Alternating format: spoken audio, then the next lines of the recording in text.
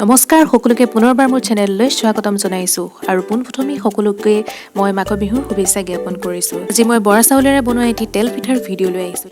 তেনেহ'লে ব'লক আজিৰ ভিডিঅ'টি আৰম্ভ কৰোঁ। কাৰণে মই লৈছোঁ 2 কাপ বৰা চাউল আৰু তাৰ লগত লৈছোঁ অকণমান বেকিং পাউডাৰ, যিটোৱে নেকি পিঠাটো কোমল কৰিব আৰু গোটেইখিনি মই মিক্স কৰি দিছোঁ। ইয়াক ভালদৰে মিক্স কৰি ল'ব, বেছি মিক্স কৰিব নালাগে, নহ'লে তাৰ টেষ্টটো নাইকিয়া হৈ যাব। আৰু তাৰপাছত ইয়াত গুড় 6 চামুচ দিছোঁ। মই ইমানেই মিঠাটো ভাল পাইছোঁ, গতিকে এইখিনিয়ে দিছোঁ। যদি বেছি মিঠা বিচাৰে তেনেহ'লে আৰু অলপ দিব পাৰে।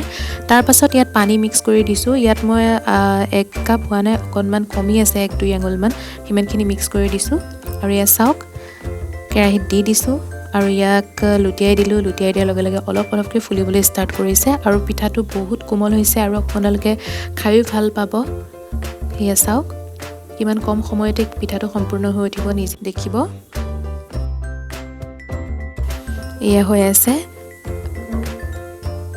আৰু আৰু এটা মই দি দিলোঁ। ইয়াক মই মিঠাতেলত বনাইছোঁ। মিঠাতেলত বনালে টেষ্টটো খুব ভাল লাগে বেলেগ তেলত বনোৱাতকৈ।